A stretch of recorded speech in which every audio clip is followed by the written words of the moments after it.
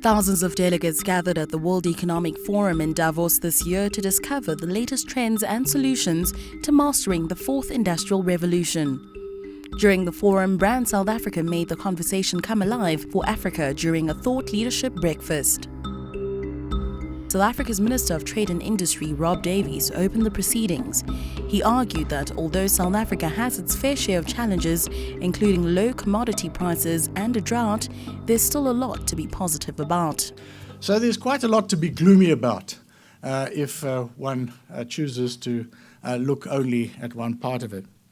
But I think I want to argue as well that as the recently released Oxford Business Group report on South Africa argued, that there's quite a bit going for South Africa that places us in quite a good position vis-a-vis countries that are facing the same or similar shocks.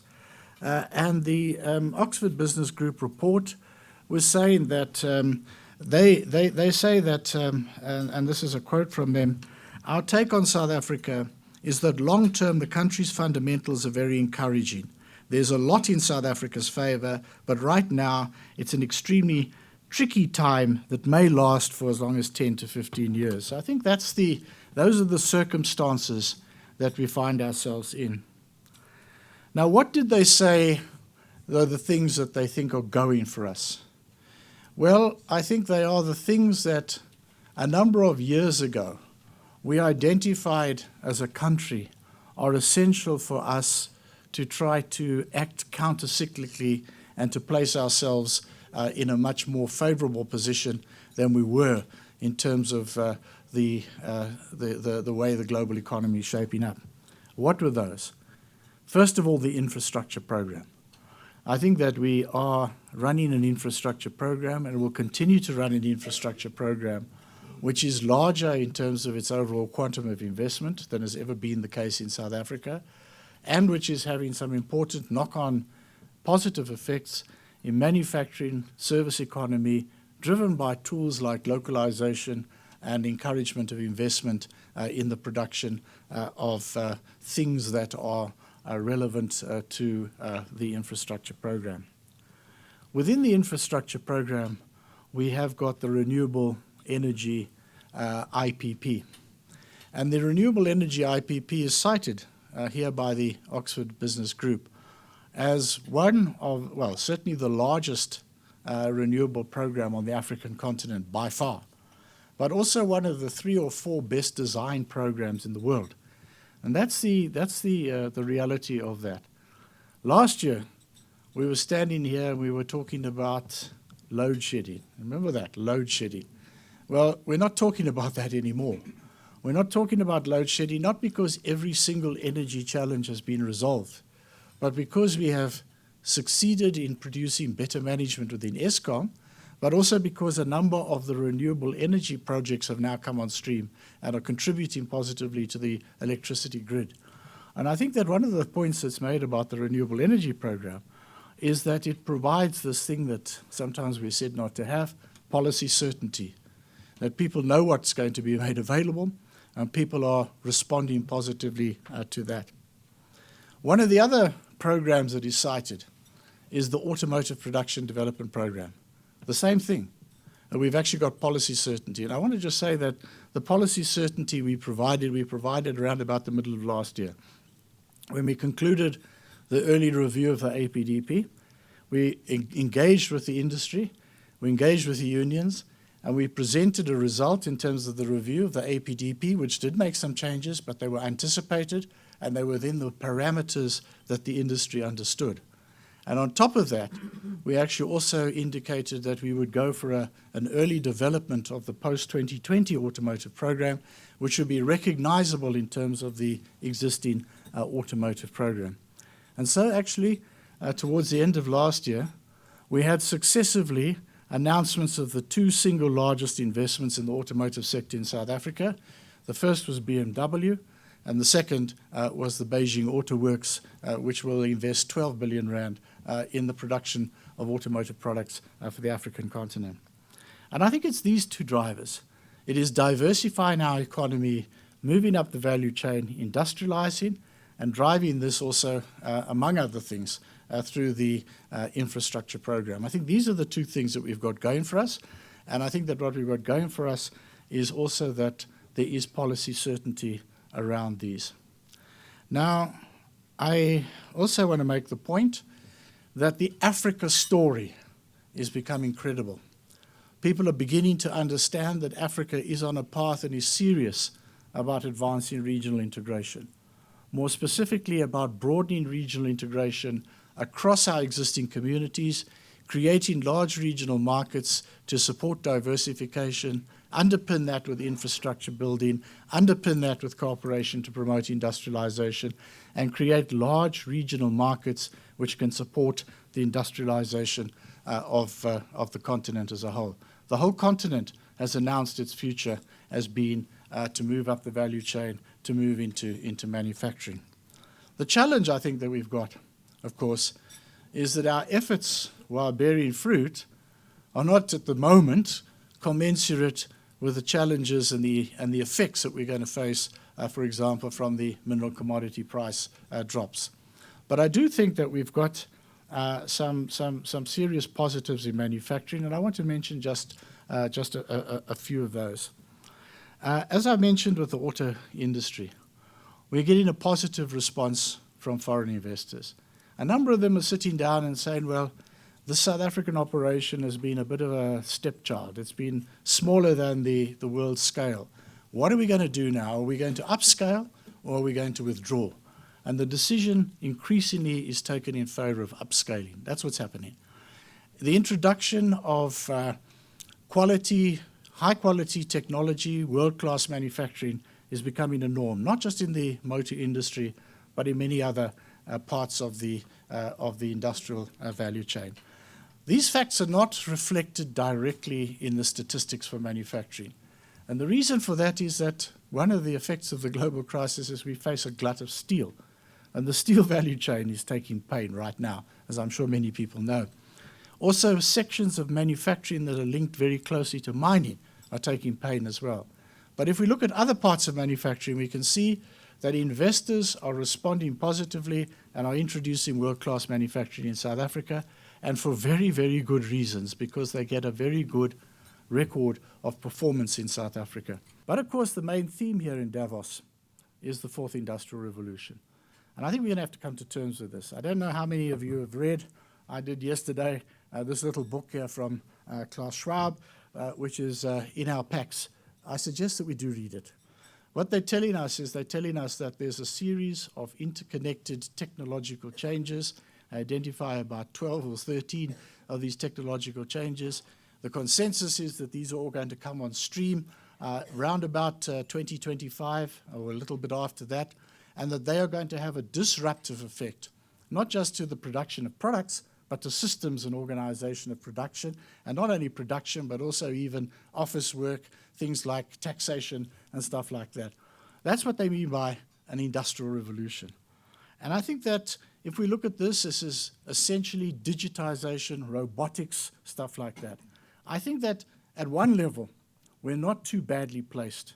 We already have South Africans who are at the head of robotic processes, who are leading digitized processes in manufacturing in all kinds of factories in South Africa, and are doing it effectively and are scoring good results in terms of company, as I mentioned already, company awards and so on. But the difficulty that we're going to face and the challenge we're going to face is, of course, that this has the potential to release humanity from back-breaking, dull labor and to generate much more wealth, but at the same time, it's also going to lead to a reduction in jobs. Not only that, I actually read the section on developing countries. There's 2 pages on developing countries. And what does Mr. Schwab have to say about that? He says, well, what has happened in the world in the last period of time is that inequality has grown, but within countries. If you like, inequality between different social categories has widened. But that there's been greater equality between countries. That's what he says has happened up to now. The threat now is that what you're going to get is inshoring, that some of these processes are going to go back, because no longer are things like cheaper labor, which has never been our competitive edge, But cheap labor is not going to be an issue any longer. But it's actually going to be the ability to master these kinds of processes effectively, and some of that will lead to a return to the developed world of some of these processes. That's what he's saying is the threat, is that we may not get our share of manufacturing. And so I think that what we've got to do is we've got to actually inform ourselves of these trends. We've got to get on top of this. We've got to understand that in terms of our training and skills development, our challenges are to actually turn out people that can be at the head of digitized processes rather than mechanical processes. We've got to understand that we've got to move ahead on the African continent.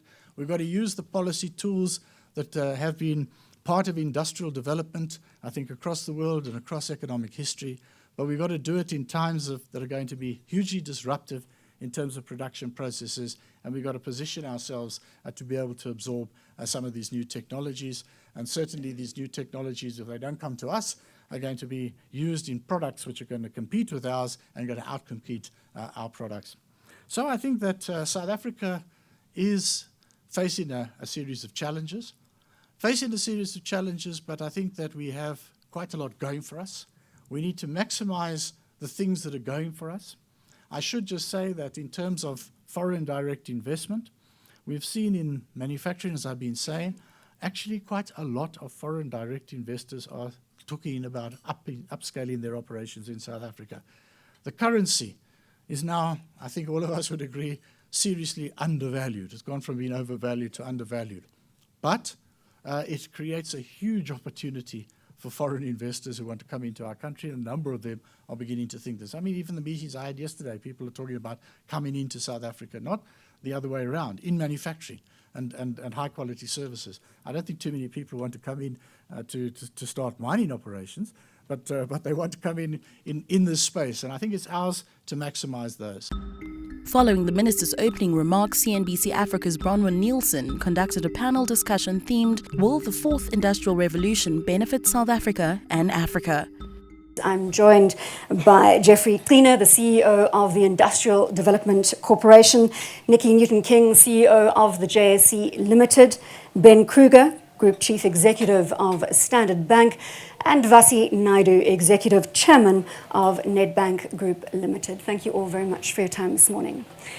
Let's kick off with a little bit of context in terms of the Fourth Industrial Revolution and what that means to each one of you. We're all on the same page as we embark on this discussion. Jeffrey, let me turn to you. Thanks, Bronwyn.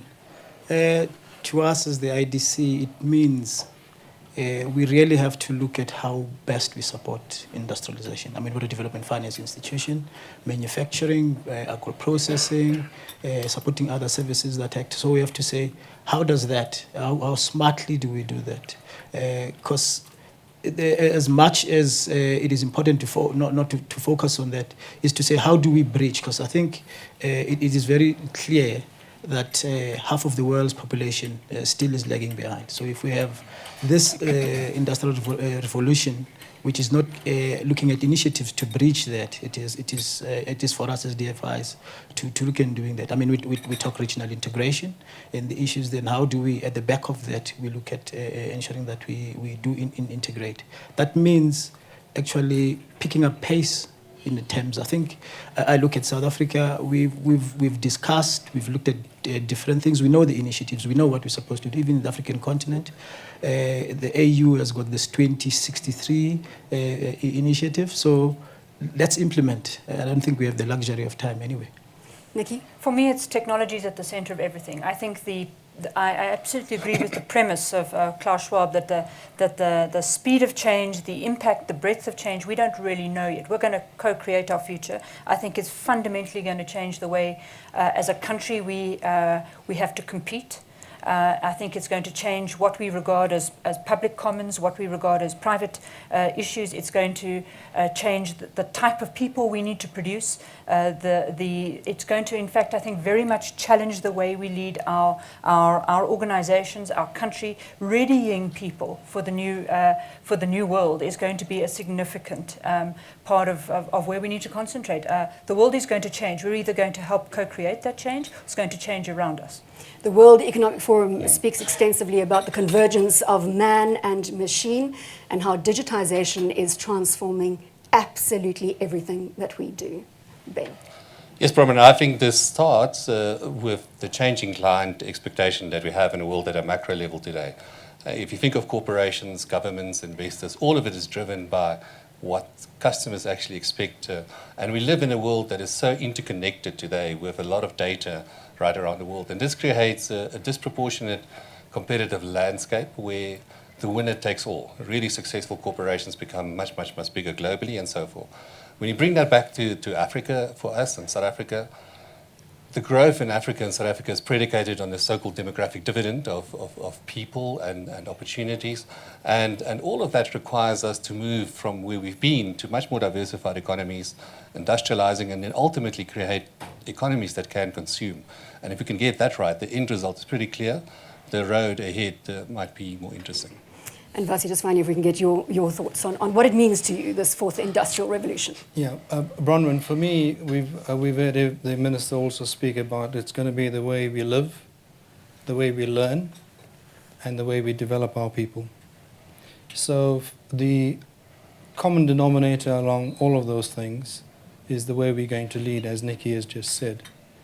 And we have the gift in order to adapt our style of leadership, and I'm talking about broader leadership as we embrace this fourth revolution. And it depends on us as leaders, broadly defined, how we adapt this. Because the one thing that we can be sure of in the fourth revolution is that the pace of change is going to be unprecedented. And we as leadership, broadly defined, have to make sure that we change in sync or slightly faster than the way the fourth revolution is going to be adapted. So new technologies are emerging faster than we can govern them, which goes to your point on leadership. Ben, do we have the right leadership in place? I think leadership is a constant evolving phenomenon, and leaders have to adapt. We're talking about private and public sector. I just want to set that context as well. Yeah. I totally disagree. Agree, sorry. I don't think there's any difference between public and private. On both sides, the environment externally is changing at such a rapid pace. The only certainty is change, and we have to make sure that we get people to want to change as opposed to forcing change upon people. And I think that's the real challenge of leadership in the world that we live today. Making the right calls over a 10-year time frame is quite an important thing to get right. But making the calls, Bronwyn, if I might, is the important issue. Is if we can see the direction of travel and we aren't prepared to make the calls, and I think we are going to let ourselves down, because to be a competitive economy, we have to have made those calls early to get ourselves ready. Otherwise, other countries will become more competitive than us and take the parts that we should be able to compete in, because we have a fabulous base from which to start. Draw now on Elon Musk, one of the greatest entrepreneurs in the United States. His father lives in South Africa. Are we engaging the right people as we embark in this journey on the fourth industrial revolution? Are we chatting to Elon Musk? Well, specifically myself, no. but I think we do. So my point is, should we be engaging that Yeah. type of outstanding international entrepreneur with South African roots? I think we are, and I think we should. I mean, there's always room to improve. I think we are. There's a number of, not only in South Africa, but African entrepreneurs. What I will hope on this thing of implementation, because we engage a lot. We have got these great plans, but I think our pace is very slow on implementation. And what I think probably an opportunity that we probably lose is to take that long-term view, sometimes to bet on some of those technologies that are new, that are unpredictable. As IDC, we have a unit which we call New Industries. That's precisely to do that. You know, for the last, I would say, 7 years or so, we've been looking at telemedicine. It has taken a bit long, but the impact it has in terms of really accessing, ensuring that those people in the rural areas have access to that interventions is vast. I mean, we're seeing it now, but it's taken just too long. I want to stay with this theme of leadership and still pick up on what Jeffrey is saying about technology transforming, and we will delve further into that, where technology can make those quantum leaps for both South Africa and the rest of Africa when it comes to education and to healthcare, as it has done in the rest of Africa from a mobile banking perspective. But we go back to that point of collaborative leadership, about putting power in the hands of the consumer. So it's not just the Elon Musks that we need to draw from, but it's about finding leadership in quarters that we never expected. The young tech entrepreneur who does nothing but innovate day after day, who doesn't socialize on any of these platforms, Nikki. And it's an issue that all of us face every day. I mean, I look even in my own business, 500 people, but we are built for zero fault tolerance. We have a legacy environment that makes us want to work at a particular way. And I've got all these bright young things who would happily blow the whole lot up and start in a complete direction. And I need that blowing up in order to get us, to in fact enable us to completely leapfrog what we are doing now. But it's deeply challenging to one's business as to how do you get those bright young things intrigued, interested, networked and delivering while you're busy working on keeping the lights on every day at a level that your clients expect. So as a country, we do need the Elon Musks, we need more of them, the Shuttleworths and the likes, but we need to find the chaps sitting in their mothers' backyards, their garages, doing things that we have no idea of, and we need to be able to fund those. We need to find them, fund them, network them, crowdsource them, the whole lot. And I think we're not good enough at that. Let's talk about this mobile banking opportunity, and of course I've moved to both bankers in that corner to give me the answers I'm looking for. The rest of Africa, specifically Kenya and M-Pesa, celebrating what mobile banking is doing for financial inclusion across the continent. The one argument people would look to South Africa and say we don't have traction of mobile banking here goes to the fact that the level of sophistication in South Africa is very different to what we're seeing in the rest of Africa, and that may be the inhibitor. I don't want to put words in your mouth, Ben. It's very interesting. I mean, and I think coming back and collecting that, I mean, our challenge really is to keep the next 10 Elon Musks in South Africa. And connecting with Nikki's point, I think we have a fear of failure in a country. And so we have to balance back how do you do something with zero risk tolerance, and how do you become innovative and explore doing things quickly in an agile way that actually more or less is what the rest of the world is doing in the better developing countries. If I think of mobile banking for us, it is by far the fastest growing business. We have negative growth in branches, in even internet banking. And the growth in mobile banking is explosive. And it's happening in South Africa, it's happening in Africa. But it's going way beyond the M-Pesa model, which is making payments. This is all the way, the entire value chain, wealth management, insurance, whatever you do financially, you'll be able to do on your mobile phone, and you should be able to do that. And for us, that's the fourth revolution in our own business, and we can already see that in a way we look at our branch space that we occupy, the number of people that we employ, how do we redeploy the people. And within our own organization, we had to do exactly what Nikki is talking about. We had to create innovative teams that come to work in shorts, sometimes barefoot. It looks like Silicon Valley, and sometimes they work 3 days not going home, but the delivery from these youngsters is most probably 5 times higher than you would expect. Ben, was South Africa late to the charge, though, if you look at the mobile banking environment? No, actually, I don't think so. I think South Africa and Africa is actually quite an early adopter of mobile technology. If I compare that to the developed world, we see banks from America, the US, and so forth, and Europe, US and America is the same, that actually look at what we do in South Africa. The area that is really well ahead is the Scandinavian countries are really well advanced in this. And I think collectively, all the banks are competing, looking at what's happening internationally. And we have a bank in South Africa, First National, that won the award as the most innovative bank in the world. So I think it is quite an interesting. Vasi, I'm sure you're going to echo many of the sentiments that Ben has put on the table. Yeah, absolutely. I completely agree with what Ben has said. And in fact, at Nedbank, we're virtually doing the same kind of stuff. But to your question, though, Bronwyn, I would say that, and maybe this is slightly different to what Ben has said, I think South Africa was a little bit late in the Africa context, largely because of the legacy fixed line infrastructure that we were gifted with from the previous governments, and versus the leapfrogging that Bronwyn spoke about earlier in places outside of South Africa where they didn't have fixed line and connectivity, so they leapfrogged to the mobile technology, and then we had the M-Pesas and all that came through. So that's happened, and I think that the banking sector in South Africa certainly caught up, but we, in my view, were slightly later starter. So I would say that that would be my response to your question, and then I would just like to underscore what Nikki said earlier in terms of the leapfrogging aspect of the fourth revolution. And that is, and also building on what the minister said, if manufacturers are looking at coming into South Africa as a new way of doing things, we should embrace that and do everything in South Africa's power to leapfrog, to embrace these new technologies, to embrace these innovations, and fundamentally look at the skills that we're teaching our talents in the country, and are we teaching them the relevant things, the relevant skills that will make them useful in adding value into this fourth economy that we speak about. So for me, it's quite a critical piece, and we should embrace the opportunity as South Africa to leapfrog into this fourth economy. We can't have this discussion on the fourth industrial revolution without alluding to energy and the importance that energy plays in this equation. Without energy, you don't have technology. You can't leapfrog from a financial services perspective or a healthcare or an education perspective.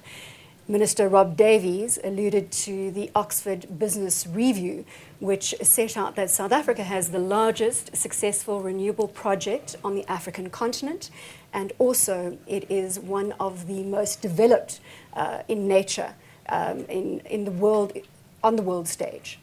So let's take that as a center. Policy stability in the energy space has given us that in the renewable space. We are now in a situation where we are not seeing power cuts as we did when we sat on the stage in 2015, in January 2015.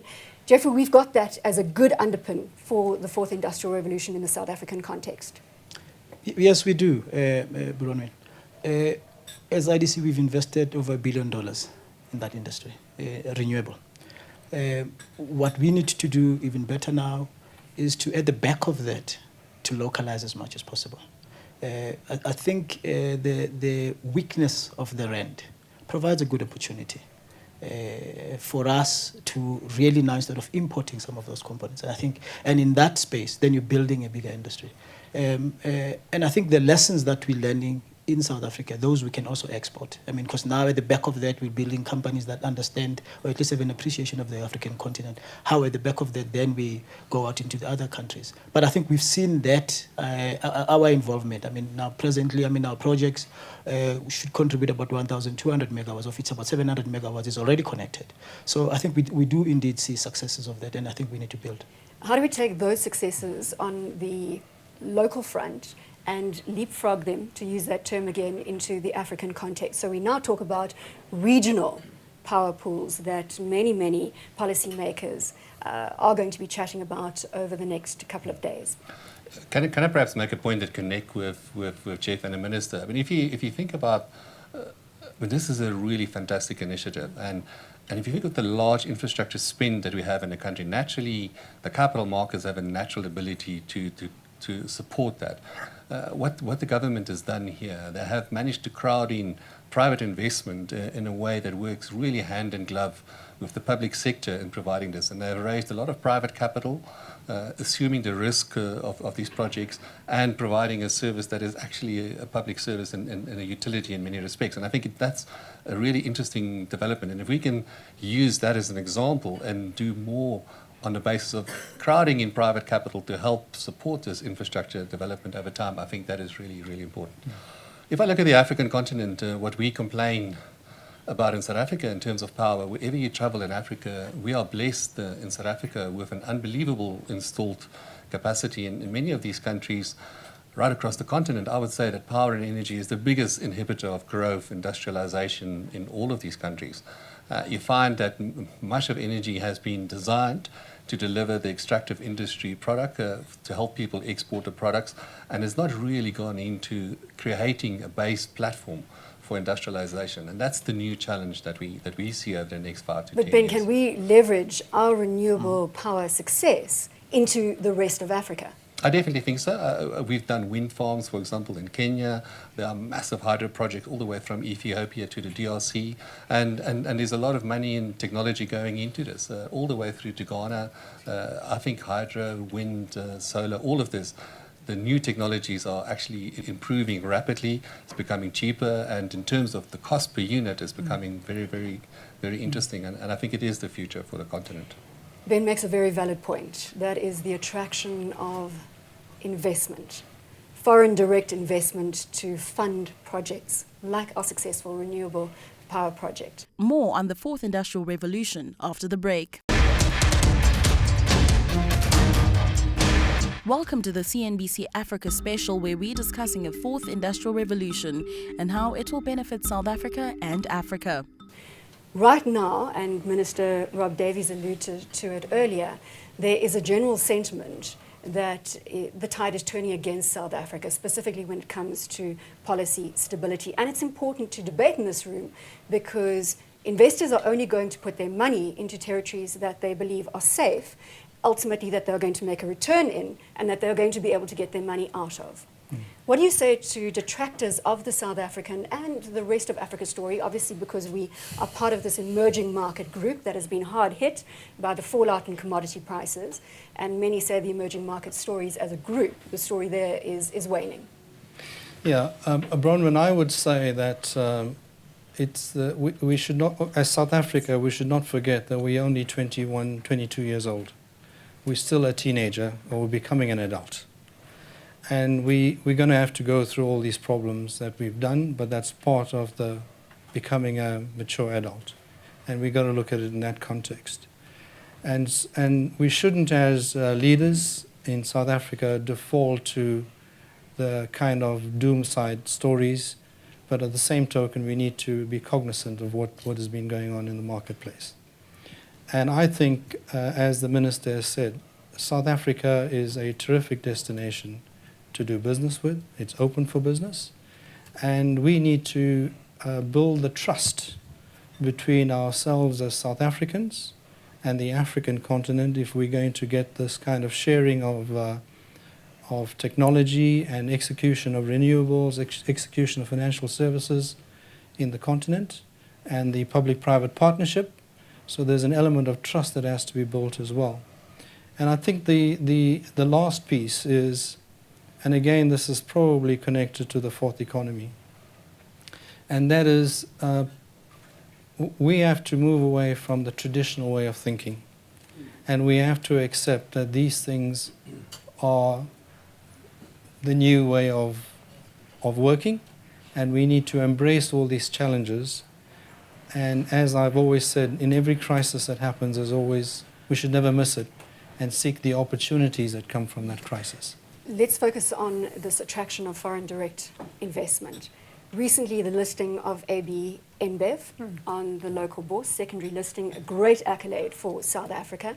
When we arrived here in Davos, the Wall Street Journal report, one of the front page stories was on Barclays pulling out or looking to downscale their sub-Saharan Africa assets alongside other emerging market assets. We also need that context. So one step forward, two step back. I think as an emerging market, we're an emerging market and all emerging markets are competing for investment attention. Policy certainty, which is where you started, is absolutely critical. It is not helpful to our case if we change the policy environment or look to, inadvertently even, not create an environment investors can trust. But then you look at, and investors will make their decisions as to where they feel they're going to get best returns. Our job as a country, the JSE's job as a central point in the capital markets, is to position ourselves as competitively as possible. Since we're here at the World Economic Forum, we shouldn't forget that, notwithstanding the noise, we are deeply and globally competitive in some of the most sophisticated areas in the world. Number 1 or 2 or 3 in investor protection, quality of investor protection. Number 1, I think, in financial reporting. For 6 years in a row, 1 or 2 is the best regulated capital markets in the world, not amongst emerging markets, not amongst in the Southern Hemisphere, in the world. So these are the sorts of environments that if we work on continuing to be a center of excellence, when the emerging market world globally starts to teeter, people look and say, I can trust that space rather than this space. And so you get an AB InBev coming to us and saying, I'm listed in 3 other jurisdictions in the world, and this was the most competent, positive experience we've had in the world. I mean, that's the largest brewer in the world, saying that about South Africa. And I think that's an important way for us to remember we can compete. South Africa's risk profile. Can I make a comment just on the comment that you make about Barclays, if I may? I mean, I think whichever way you look at Barclays, Barclays is a great bank. ABSA is a great bank. It's, by global standards, it's a really, really good business. When you think of the decision being made, whether it's being made or not, has not been concluded. But when Barclays tried to scale back the investment bank, it's mainly scaling back in the US. We had a business that we built up in the UK in many markets, which we disposed of. And we did that on a basis of realigning our strategy to where we think we can be more competitive and we will reduce our scarce resources. The moment we announced that we're selling the business in the UK, we had some media coverage saying that the regulatory environment in London has become very difficult, that's why we're doing it. It wasn't. It was because we had to really focus where we can make the best return with our capital for our shareholders. And therefore, we focus on South Africa and Africa. If I look at what's happening at Barclays, they had a similar review now from their shareholders, questioning why are you doing this, why are you in that, what is the future for you, not in the context of South Africa or Africa, but in the context of their shareholders and the type of business that they run and where's the biggest opportunity for them. Are their shareholders saying, Ben, Yes. that the rewards are not worth the risk when it comes to the sub-Saharan Africa context? No, I don't think so, actually. I think their shareholders are saying, you're a developed world bank, and your skills as a developed world bank, why do you think this is one emerging market that you should focus on? And so within Europe, they're disposing of businesses in parts of Europe as well. So I think it's much more a developed world, emerging world. The point that you make about risk goes through cycles, and I think for us in South Africa, this, as the Minister said, this is a sober time. If you look since 1998, when the JP Morgan index was first published, South Africa was always way below the peer of emerging markets. And now in December, for the first time, we have crossed over and we are now higher, a higher risk than the average of emerging markets. And for all emerging markets, this is a really difficult time. So I think for us in the next 6 months, we have a unique ability to actually be, from a macroeconomic point, very strong, and from a government, public-private sector point, united. We can reduce that. We have to make sure that we focus on the right things. And clearly people have a perception. But I think South Africa is different, and that in South Africa, when people talk about the risk, they're not talking about liquidity. In many emerging markets, liquidity is a bigger issue. When people invest, they cannot get their money out. In South Africa, with the capital markets that we have, the money flows freely, the currency flows freely, and that's a huge, huge I made that benefit point for earlier. investors. Investors want to put their money, know that it's safe, grow it, and be able to take it out easily if they need Correct. to. Jeffrey, let's come to you and focus now on the broader emerging market problem, which comes down to commodities and the fact that a number of the countries on the African continent are single commodity producers. And here we look at the context, Nigeria, with their exposure to oil. Does this now put a real stumbling block in our path to leveraging into that fourth industrial revolution? Just when we were capitalizing on high commodity prices, that capital was flowing in, we're now sitting with depressed commodity prices. How does that change the picture? Well, it will change the picture in terms of the sources of income which those countries are. But we should look back and say, as we've spoken about investing in infrastructure so that Africa can trade better, it's time that we accelerate that. So that then the potential in manufacturing, which there's tremendous potential, then the goods actually can move relatively quicker. We've done well as far as the cell phone networks in terms of communication, but it's the actual moving of goods. I mean, if you're importing oil and you are in a landlocked country and it has to go into your borders, and if the truck spends days on the border, it doesn't help the economy in terms of growing. So I think that's what we should be doing as the African continent, looking at that. I mean, we have the 2060 preferences, as I said, in terms of how then do we implement it.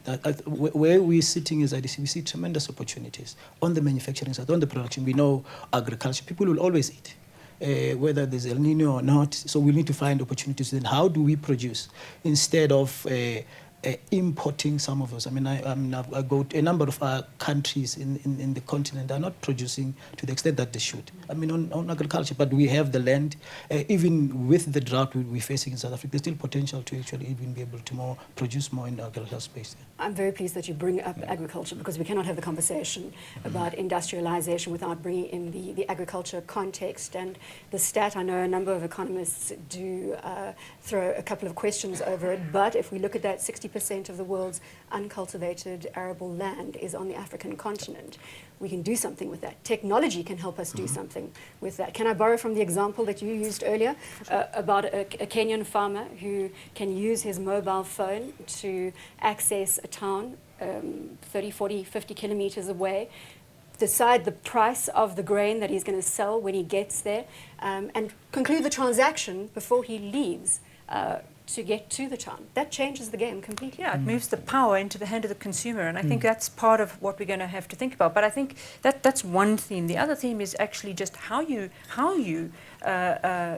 produce food is going to change. The opportunity to be more technically savvy about how you use water, etc. I think it's going to completely change the way food is produced, let alone moved.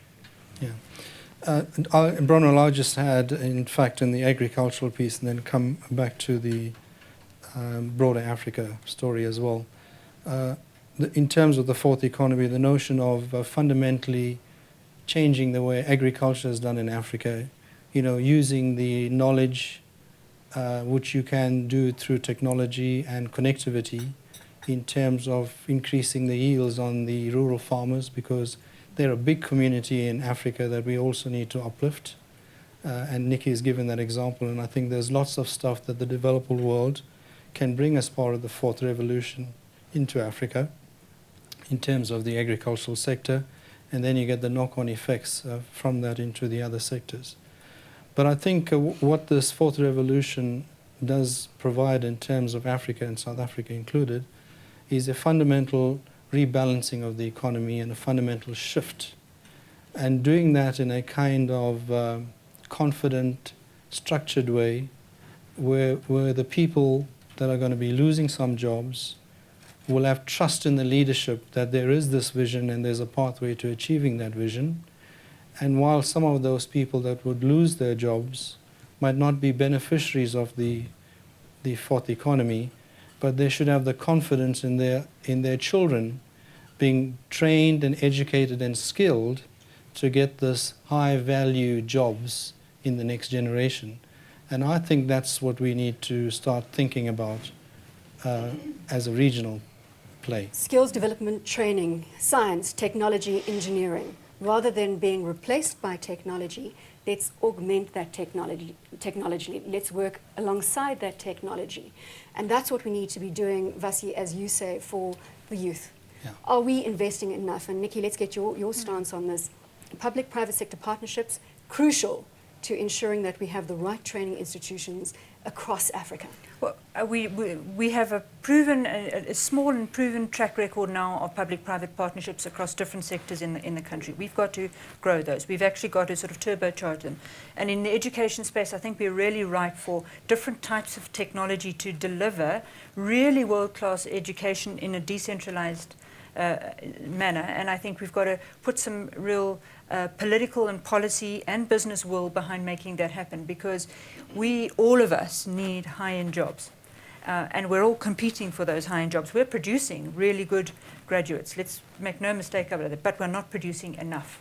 And we need to find ways that we work together to produce enough. But I'd like to just come back to the fact that I think there is a change management leadership role here that is so critical, that as we engage the body populace about where we are going as a country, we need to have the fourth industrial revolution conversation now.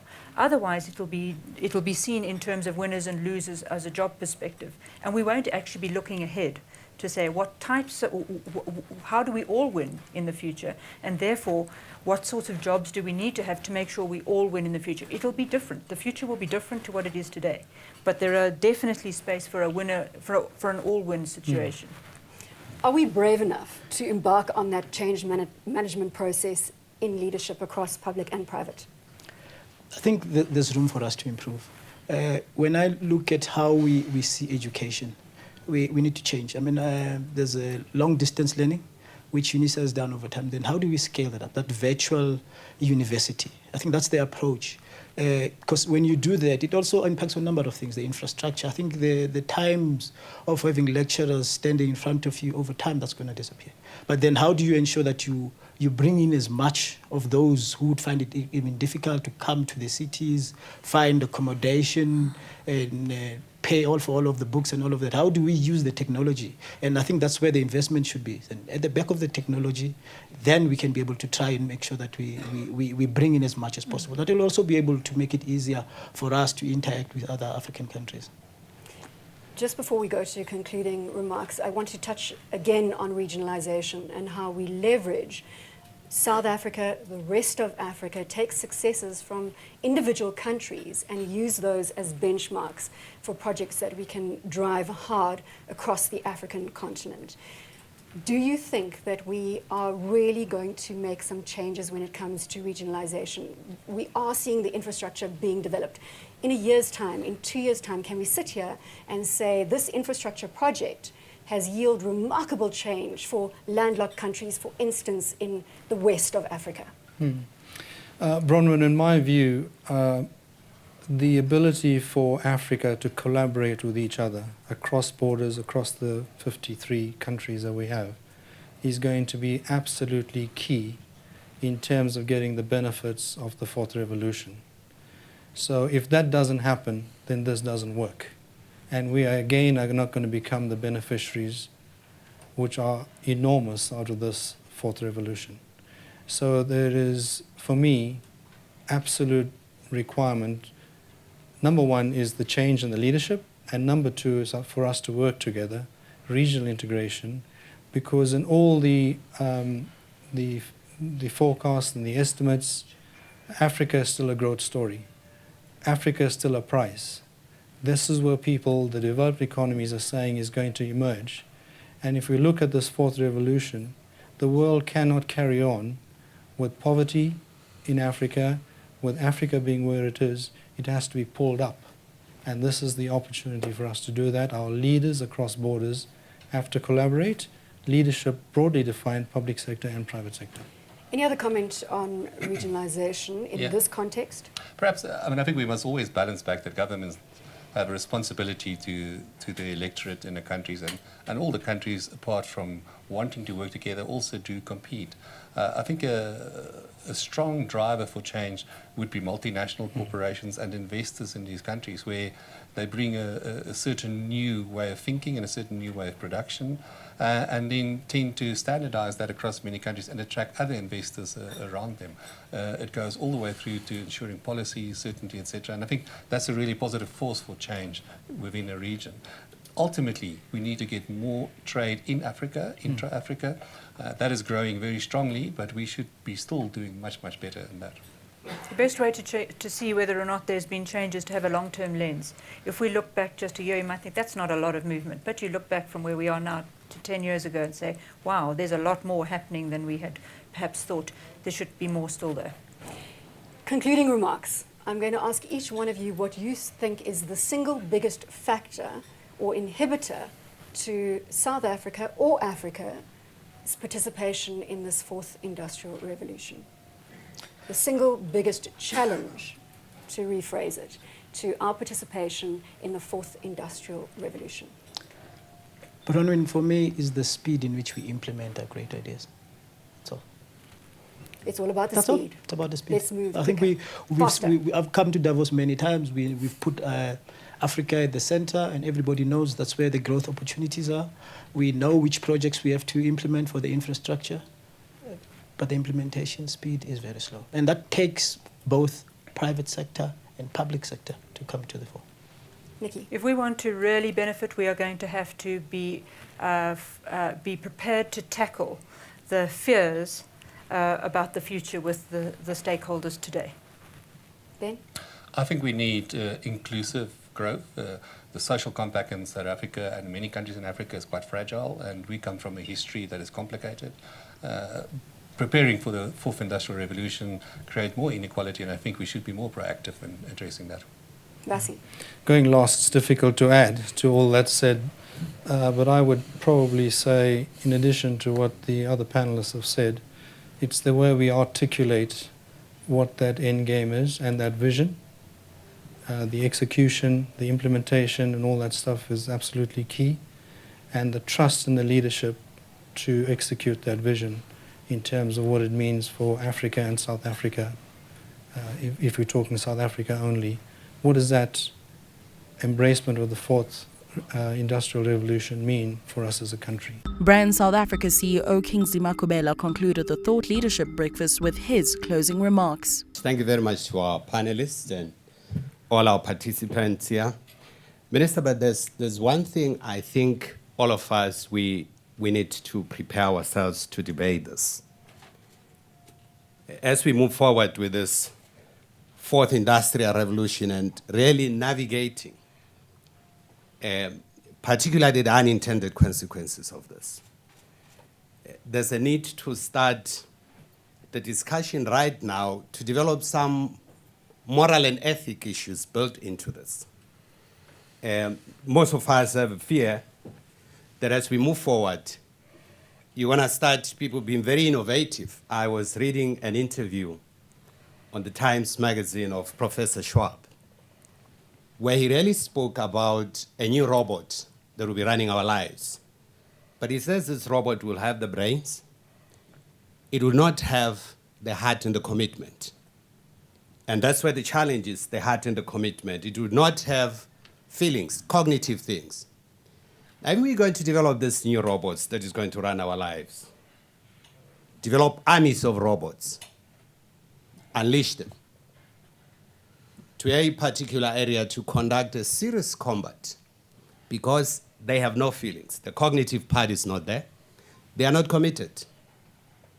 Whoever programs them, they would act according to that person's actions. How are we going to manage all these challenges as we move forward? Is there a discussion within the broader leadership to look into these issues? Particularly given the fact that in some parts of the world you start to see non-state actors actually capturing the state and getting involved in business and interacting and selling products around the world. How are you going to manage these issues as we move forward? Particularly if this kind of technology was to fall in the wrong hands and people unleash this on all of us who had good intentions right at the beginning.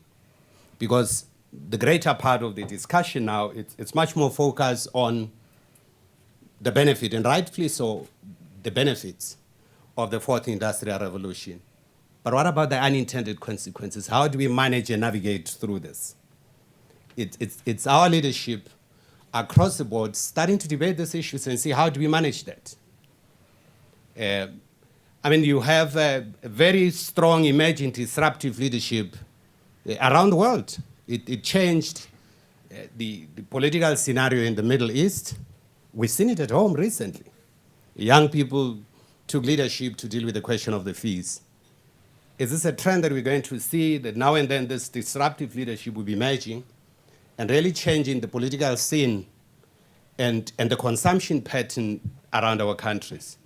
I think these are challenges that we need to keep on debating, Minister, as we move forward and to see how do we manage these issues.